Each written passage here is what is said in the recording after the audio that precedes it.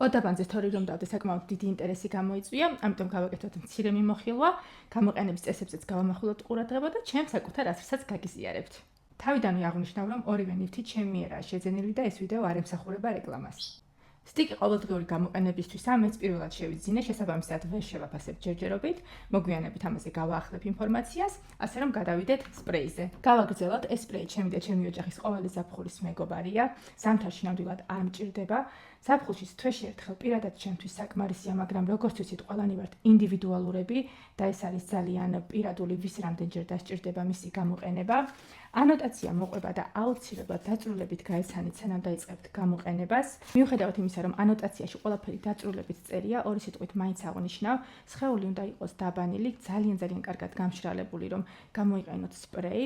ერთი ან ორი შეპკურება არის სრულიად საკმარისი და თუ ზედმეტი მოგივიდათ, შეიძლება წვის შეგრძნება დაგიტოვოთ. არავითარ შემთხვევაში არ უნდა იყოს სიღლია ახალი გაპარსული. ლაზერული თერაპია თუ გაქვთ ჩატარებული 5-4 დღე მინიმუმ უნდა იყოს გასული და გამოყენების შემდეგაც არ შეიძლება მეორე დღესვე გაპარსვა ან ლაზერული თერაპიის ჩატარება. გამოყენება უნდა მოხდეს ღამის საათებში და დღესით აუცილებლად უნდა ჩამოიბანოთ. ვიცი შემომივა შეკითხვა სახეზე გამომიყენებია თუ არა, მე არასოდეს არ გამომიყენებია, ამიტომ თუ იმეს გაქვთ გამოცდილება, გთხოვთ რომ გაგვიზიაროთ კომენტარებში. რამე არ დამავიწყდეს.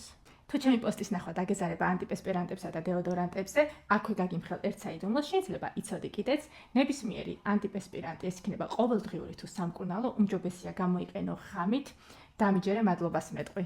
მოусმინე საკუთარ კანს, მადლობა რომ მიყურებ. გელოდები კომენტარებში, დანარჩენი იქ გავაგრძელოთ.